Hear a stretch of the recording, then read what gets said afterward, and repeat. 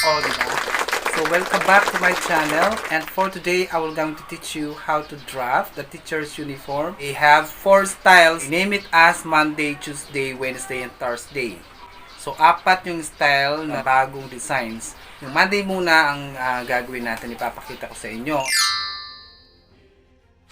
You have to take the body measurement, especially in blouses. Of course, you have to take the measurement of the shoulder from the tip of the shoulder, run across the back of the neck until the end of the other tip of the shoulder at the collarbone, at least half inch away from that.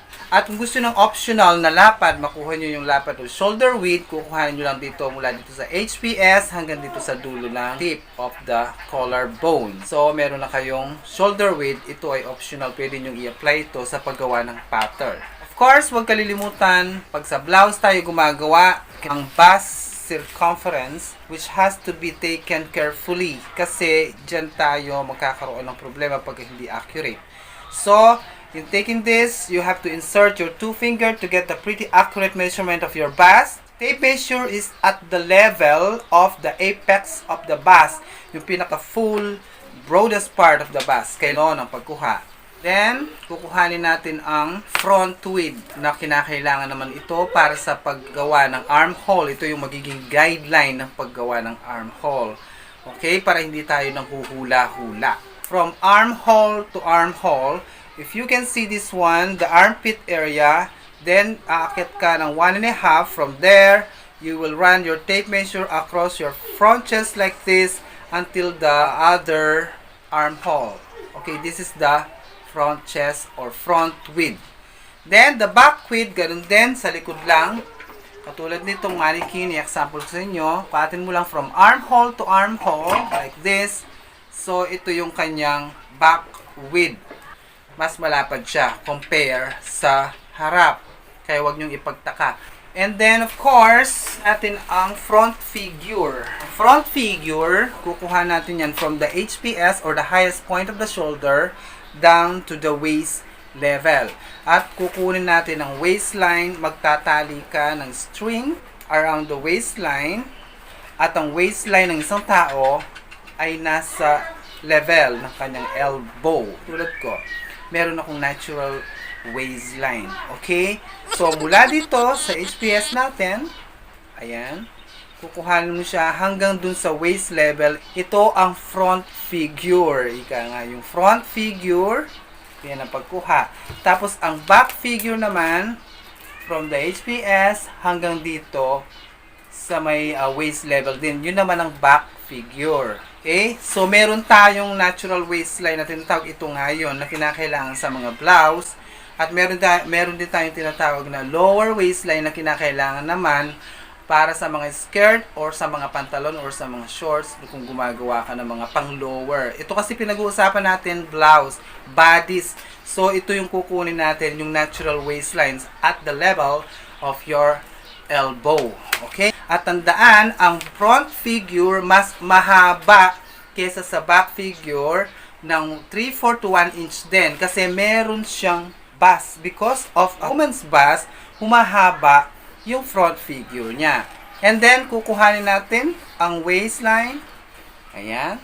Okay. So, tapos, yung kanyang, the first hip is right below the abdomen.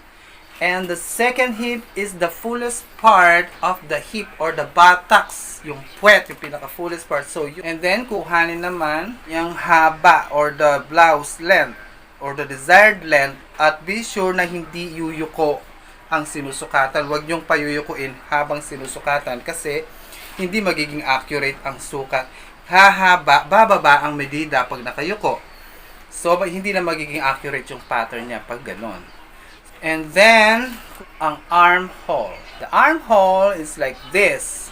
You have to insert your 2 fingers inside of the tape measure.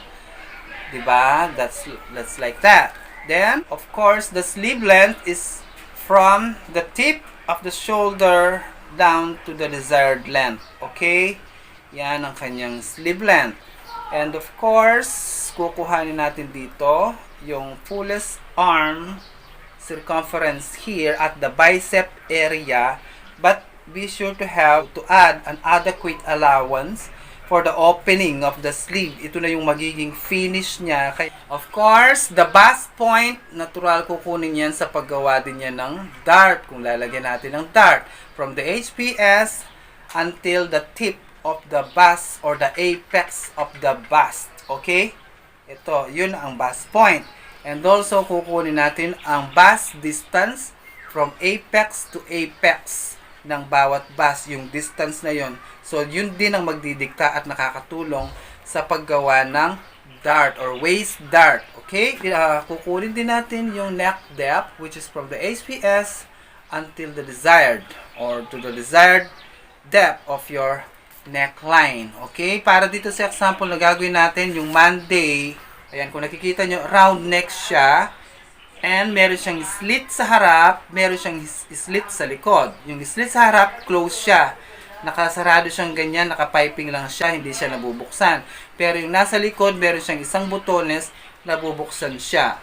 Okay, so depende na sa inyo kung saan nyo ilalagay yung zipper. But for me, I will recommend it to place the zipper at the side seam at the left corner para madali siyang buksan kahit ikaw lang mag-isa, kaya mong isuot. So sa inyo, umpisahan na natin ang ating actual demonstration at ang ipa-follow ko dito yung ating concept sa paggawa ng body's foundation. Doon sa naituro ko na sa inyo before, how to draft the body's foundation, which we will start on drafting a rectangular blocks which represents the half of the back and the half of the front. Ganun yung gagawin natin. And then maglalagay lang tayo ng mga horizontal lines, vertical lines for the shaping of your pattern. Ayan. Okay, so, kung bago ka pa lang sa aking channel, don't forget to subscribe and ring the bell para lagi kang updated sa aking mga bagong videos. Okay, so we will begin our drafting pattern from the paper itself. We will fold the paper. The back pattern is the first to draft, okay? So this will be the center fold of the paper. And this will also be the center fold when cutting out the fabric. And then we will begin drafting a rectangular blocks which represent the half of the back. One horizontal line. The width of the block is the 1/4 of the bust measurement. Simplify natin para doon sa mga beginners. Let's say for example, meron tayong 34 na bust. Mag-a-add ako dito. Say, bust easing na inad ko dito is 2 inches. So, magiging 36 siya. So, ito ngayon, ang i-divide natin sa 4. At ang resulta nito is 9. 9 inches. Pero, magle-less tayo. Magle-less tayo ng 0.5 of an inch or half inch para tatanggalin sa back. At ito naman ang ilalagay or idadagdag mamaya dun sa front pattern natin. Kasi ang front pattern natin, yun ang mas malapad dapat kasi nga, yun ang tinatawag na bust tolerance para sa mga blouses na mga pangbabae. So, magiging 8.5 na lang ang magiging lapad ng ating back pattern. So, ito yung back pattern natin, ha? Okay, so, i-mark na natin dito ang 8.5 as the width of our block. Okay, so the length is as required. So let's say for example, 24 inches. So I will mark this 24 inches from the top of the block. The length. And then we will begin drafting the horizontal lines which will guide you to shape the pattern. So the first horizontal here is the shoulder guide. We will get that measurement from our guide chart in the book. 6.5 of a centimeter or 2.5 of an inch. So maglalagay ka ng 2.5 of an inch from the top of the block downward. Okay. Okay. So this will be the shoulder guide. Shoulder. Yeah. Shoulder guide. So you can label them also until you get familiar of the horizontal lines. Okay? And then susunod, the bust guide from the top of the block downward, you can also measure there. Bust or chest guide for here is 22.5 of a centimeter or 9 inches. So ilalagay din natin dito. I-measure natin. Then, draw a horizontal line. So this is the bus guide. The base. Now the next one is, dito natin i-apply ngayon yung back figure. Back figure will determine the location of the waist level. So the back figure will also be measured from the top of block downwards. Nakuha ko dito is 15 inches. Is the back figure. So this will be our waistline. The waistline. So dito natin isusukat ngayon ang hip. Ito yung haba ng blouse. So dito ang location ng hip niya, bale. So ito ang magiging hip line. Yeah. The next one is to locate the vertical line, the neck guide and the armhole guide. Oh, so nandun din sa guide chart yon, yung 6.5 of a centimeter or 2.5 of an inch. So isusukat naman yan from the center fold outward. Pag ganyan ang pagsukat, 5 of an inch. So ito yung magiging neck guide natin. Nandun din sa guide chart yan. Tapos, lalagay naman natin yung kanyang armhole guide. Paano kinukuha yon? I-divide mo lang sa 2 yung ating back width. Yung back width measurement, yun ang magiging guideline para sa kanyang armhole. So, dito natin i-apply sa gitna, in this middle of this portion. So, halimbawa, ang back width ko is 14. Automatically, the 14 inches, magdadagdag ako ng easing allowance ng at least 1 inch. So, magiging 15. I-divide ko yung 15 na yon into 2. So, magiging 7.5 na siya. O, straight line ko lang siya from there. So, this will be the guide for our armhole later. Yung shoulder natin, ilalagay natin dito. I-measure natin kung ilan yung shoulder natin. Let's say, for example, our shoulder is 16. We will divide the shoulder into 2 and we will begin measure here at this corner up to there. But if I bought the measurement like this, be sure to have at least 2 cm from this guide of the shoulder upward. So, magpo-point ka lang doon ng 2 cm or 3/4 of an inch. I-drop mo diagonally like this para sa kanyang shoulder slope. Sa ating neck or back neck, nagda-down ako dito ng 3/4 dito or 2 cm. And then, yun ang lalagyan ko ng carve. So, ito na bale ang magiging back neck natin. Yung armhole, carve dito, mula dito sa corner na to, tutugma siya dito sa line ng ating armhole guide and then dito sa pinakadulo ng ating shoulder slope. So, yun ang pagko-connect-connectahin natin. Okay. Yung waistline natin, i-divide ang ating waistline sa 4. Let's say, for example, ang nakuha ko dito is 28. So, yung 28, i-divide sa 4, magiging 7. But, be sure na magli-less ka na naman ng half inch. Blocks na to, nag-less tayo ng half inch kasi yung half inch na niless natin, idadagdag sa front pattern later. So, magiging 6.5 na lang ang sukat niya dito sa kanyang waist shaping na tinatawag. And then, mag-a-add ka ng para sa waist dart ng at least 1 inch dito. Another 1 inch para naman ito sa ilalagay nating waist dart later. Lalagyan na natin siya ng shaping na ganito. Okay. So, ganyan ang maging shape. Babalikan mo lang siya. Okay. So, ngayon, ito na kanyang back. Ang bust distance natin, kung halimbawa is 7 yan, i-divide sa 2. So, dito natin i-apply ngayon para malocate natin yung para sa waist dart. 2 is 3.5 of an inch. Maglalagay ka dito ng 3.5, 3.5, tsaka dito sa may dulo. 3.5 din. Dito. Okay? So, dahil 1 inch ang ilalagay natin na lapad ng dart, so mula dito magkaroon ka ng half inch both side para yun ang guguhit para sa kanyang dart. Okay? That's it. Okay. And then mag-add ka dito ng hemming allowance. At least your desired hemming allowance here. Ako naglalagay ako ng 2 inches para mas madami. Okay.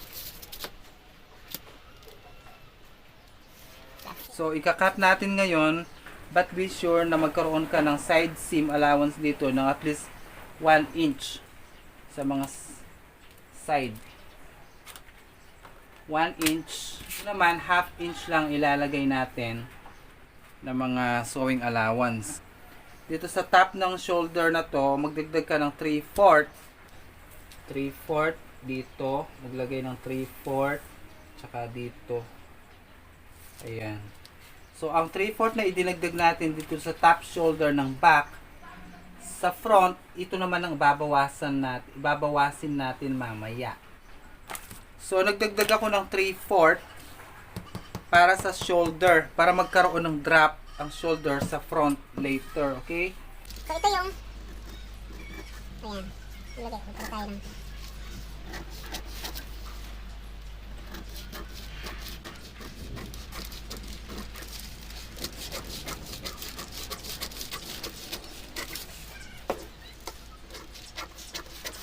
So, this will be our back pattern. Okay, ito yung front natin, kagaya ng sa back.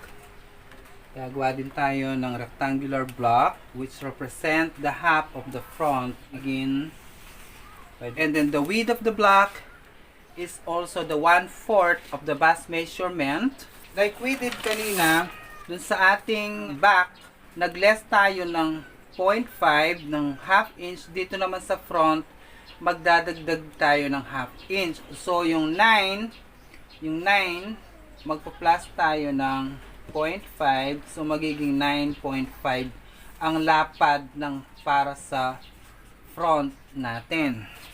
Okay? Para ito sa kanyang bust tolerance. Haba. So, ang haba natin na ginawa kanina, katulad din sa back, 24 din ang ilalagay natin. So, 24. So, ito yung haba ng blouse. Yung shoulder guide. Shoulder guide katulad sa back is 2.5. Ilalagay natin ng 2.5. Tsaka yung bust guide naman is 9 inches. Katulad din sa back to ha. So parehas lang. Magkakatalo lang ito dun sa front figure. So titingnan ninyo kung anong mangyayari sa front figure mamaya. So bale, ito na yung shoulder guide. Shoulder guide. Tapos ito yung bust guide. Ngayon, yung front figure ang ilalagay natin, which is normally, mas mahaba yan ng 3/4 hanggang 1 inch. Kaya yung kanina, sa back, kung yun ay 15, ang nakuha ko dito na front figure is 15 and 3/4. So, isusukat ko from the top of the block downward ang 15 and 3/4. Okay. Ayan. So, this is the waist. This will be the waist. Okay, so dahil mahaba ng 3/4, ang tendency niyan, yung side seam ng dalawang pattern ng front and back, hindi magtutugma yan eh. Yung kung ilan yung lamang nung front figure sa back figure, kung 3/4 yon, 3/4 ang idadagdag dito sa ilalim. Kasi para magpantay ang dalawang side seam ng another dito sa banda rito. Magka-carve tayo dito. Like, pag sinuot ng blouse na to, hindi siya aakyat dito sa harap. So, magkaroon ka ng at least 1 centimeter dito sa may lower sa bandang front. Okay? Ito yung kukunin natin mamaya para doon sa dart. Is yung neck guide para sa front, which is 2.5. So, depende pa rin sa inyo yung desired ninyo para doon sa mga neck guide, ganyan. So, pwede nyo gawin dito, gawin yung 3 inches or 3.5 or 3.25, ganyan. Depende. Ito kasi, example lang, as a guide, ika nga, doon sa guide chart, mga initial measurements lang yon. Magda-down ka dito ng 1.5 of a centimeter or 5 Dito. Dito sa may shoulder guide, magda-down ka para guhitan. Guhitan ng carve na ganyan. Ayan. Ito yung front neck. So, tapos, i-apply natin yung shoulder from this corner hanggang doon. Pero akyat ka ng 3/4 of an inch mula doon or 2 cm. Ayan. Dito. Para ma-slant natin para sa shoulder slope. Ayan. Diba sabi ko nga, mas malapad yung back width kaysa sa front width. So, dito 14 lang. So, i-divide yung 14 dito, i-apply natin dito sa gitna of this portion. Okay? So, ito siya. Ilalagay natin dito. Yan. Tapos, guguhit tayo ng armhole. I-connect natin. Okay. Waist shaping. Di-divide na naman natin yung 28 into 4, magiging 7. But, mag-additional tayo ng 1/2 inch kasi may binawas tayo dun sa back. Magbawas tayo ng 1/2 dun sa back. Dito naman idadagdag yung binawas natin dun sa back. Okay, so ito magiging 7.5. So, yan, 7.5. Kung maglalagay kayo ng waist dart dito sa front, so mag-a-add ka na naman ng another 1 inch dito para magkaroon ng waist dart dito sa harap. This. So this will be the front, and then maglalagay tayo ng front underarm dart muna. So i-establish muna natin yung bust point from the HPS downward dito. 10 yung aking nakuhang sukat. Tapos yung bust distance natin is 3.5.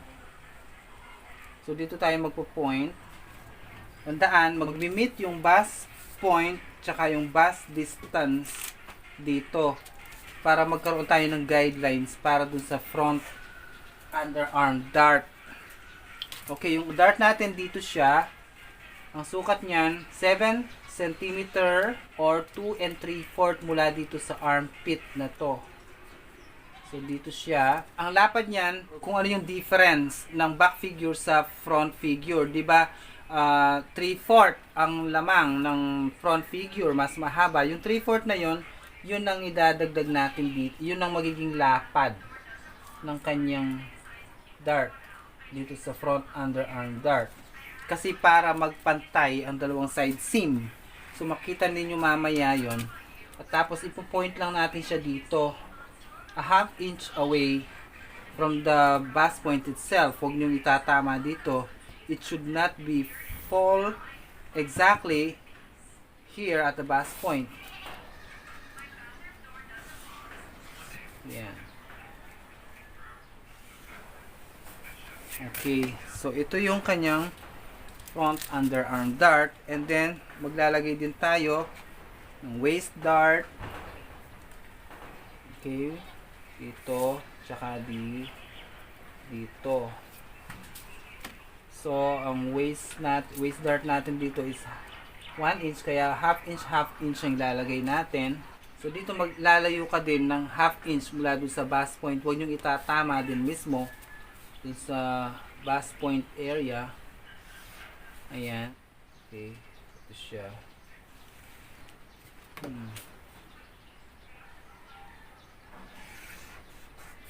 Ayan.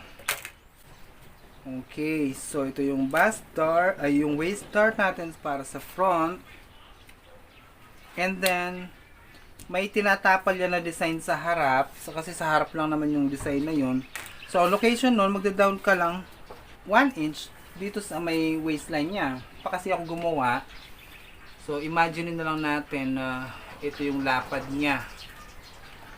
So, mga 1 inch yung lapad lang naman sa harap yun eh. So, bali, kunwari, ito yung kanyang embroidery. Yung part na to. So, ayan, maglalagay na lang tayo ng indication para dun sa packet. Dito siya ilalagay, dito sa pinaka-top nung ating embroidery. Mula dito sa center fold, magsukat ka na lang ng 2.5. Tapos, ang lapad niya, 5 inches yun eh. Ito siya ilalagay.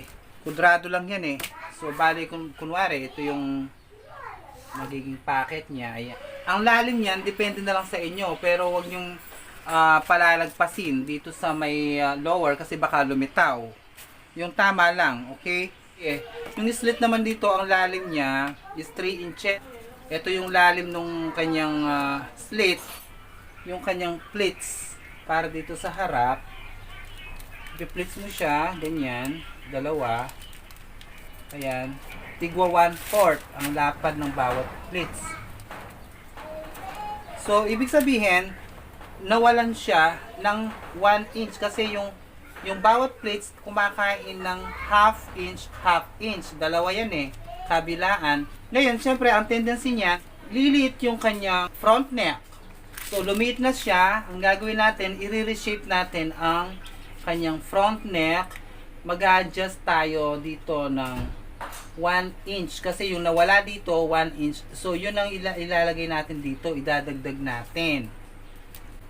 So ayan, idadagdag natin dito, and then maglo-lower tayo dito ng at least 1/4.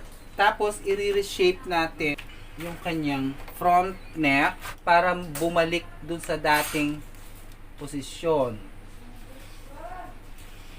Okay. So, ito na yun ang bago. Tapos, mag-a-adjust ka another doon. Okay, so, nag-adjust tayo dito. Siyempre, mababawasan naman yung kanyang shoulder. So, idadagdag na dito. Para bumalik yung shoulder niya, idadagdag mo rin dito yung 1 inch. Like that. And then, i-reshape natin siya ulit. Ganyan. Okay.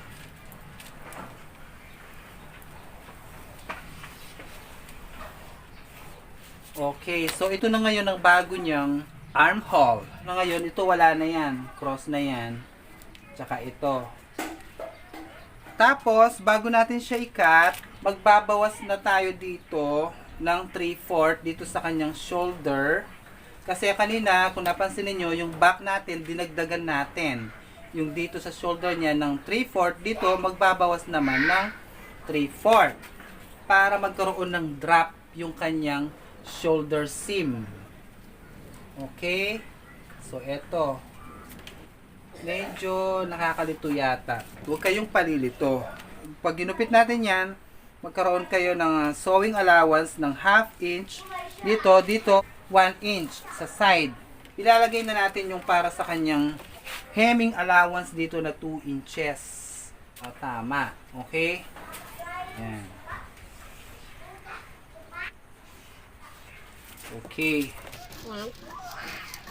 Allowance dito na 1/2 inch para pag gugusto nga mamaya. Ng sewing allowance. Dito ilalagay yung sewing allowance dito. Like that. Dito 1 inch ang ilalagay na sewing allowance. Okay? Tapos ito, bibiyakin natin dito kasi may slit yan eh. Kaya kung mapapansin niyo, pag ito, nag-close na yung dart natin dito, ang tendency niyan, yung dalawang side seam, magpapantay yan. Ayan o, tingnan niyo, pantay siya. Kaya pag pinag-combine, yung side seam, magpapantay. And magtutugma na sila niyan. Ayan, dito siya o. Magpapareho ang haba ng dalawang side seam. So, ganyan ang magiging resulta niyan. Ayan. So, ayan, pag pinagtugma siya dito, pag pinagtahiyan, so, susukatin natin ngayon yung kanyang armhole, magawa natin ng sleeve. So, ayan. Susukatin natin ngayon ng armhole para magawa natin ng sleeve. Ang pagsukat mula dito, hindi kasali to. So, dito lang siya. Ganyan. Susukatin mo siya. Like that. Okay, so 16 ang armhole. Depende na lang kung gusto ninyong mas ma-lower yung armhole niya, or kung masikip ang armhole, pwede kayong mag-lower dito, mag-adjust. Pwede kayong mag-adjust dito, ika-carve mo lang siya dito. Pati dito sa back. Once na nagputol kayo, dito ang cut niyan. Dito sa top. Di ba ito yung embroidery? Ito yung putol niya. Puputulin siya dyan para pag nag-assemble na kayong bulsa, dito nyo i-assemble yung bulsa dito sa pinagputulan na to. But be sure na bawat pinagputulan, maglalagay kayo ng sewing allowance. Okay? Like for example, ito, puputulin ko siya dito. Ito. Okay, kunwari, naputulan ko na siya. So, dito yung pasok ng bulsa dito sa part na to. Ngayon, yung mga pinagputulan na yan, maglagay kayo ng sewing allowance dito. Para kapag binalik o kapag napag-join na yan, hindi siya maapektuhan dun sa haba. So, wag niyong kalilimutan niyo. Tapos yung sleeve, kukuha ka lang ng pattern paper. Ganyan, ipo-fold. Then, maglalagay ka ng borderline as a starting point, as a guideline. Kung 16 yung armhole, i-divide mo yun sa 2. Dito mag-start ka. I-divide mo sa 2. Start mo dito sa portion na to. And then, i-down mo siya dito. But be sure, meron kang down dito ng 4 inches. So, susukatin ng 4 inches dito muna. Like that. And then, ipo-point mo ulit dito. Ayan. So, dito siya nag-fall. So, dito ang fall. Dito ang 4 inches. Dito yung 8 inches. Okay? So, tapos, ilalagay mo lang siya ng ganito. Okay. Tapos, ika-carve mo lang siya using a carve ruler. Pwede kang gumamit ng carve. Like this. Okay. Tapos dito, isi-shape mo siya pag ganyan, parang korting S. Isi-shape mo siya ng korting S na pag ganon. Okay? So, ayan. Dito, siguro mga half inch dito. Sukatin natin. Tama. So, half inch siya dito. Tapos dito, maglo-lower ka ng 1/4, ganyan. Depende. So, ayan. Tapos yung haba nito, mag-iwan ka ng konting para sa pagdudugtungan or sewing allowance dito. Tapos dito ka mag-start ng haba. Yung haba niya, let's say for example, kung 6 inches yan, 6 inches, plus mag-add ka ng 1.5 para sa hemming of the sleeve, hemming allowance. And then, susukat, i-square mo lang siya.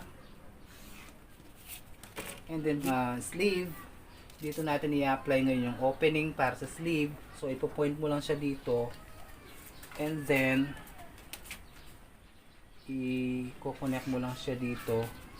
Tapos, dito, ini-angle mo siya dito. Ayan.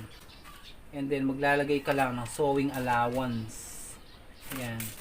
Tapos, gugupitin mo na siya. Para magkaroon ng front, magtatanggal tayo, magda-down ka ng at least 1 cm from here. Tapos i-gugut mo siya ng paganon. Okay? Yan. So, yun ang tatanggalin. So, magtatanggal tayo dito para magkaroon ng front.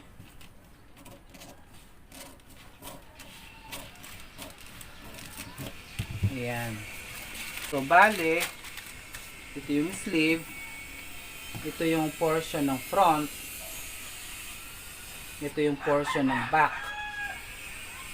Para alam natin kung saan natin ilalagay yung sleeve. So, ganyan lang, kasimple ang ginawa nating pattern for today. I hope you like this. So, kapag nilagay yan, kompleto na siya. So, yung packet, ito lang naman din ang magiging sukat ng packet. Kumbaga, mag-a-adjust lang kayo, lalagyan nyo lang ng sewing allowance sa gilid ng kwadrado na to. Okay, so ganyan yan.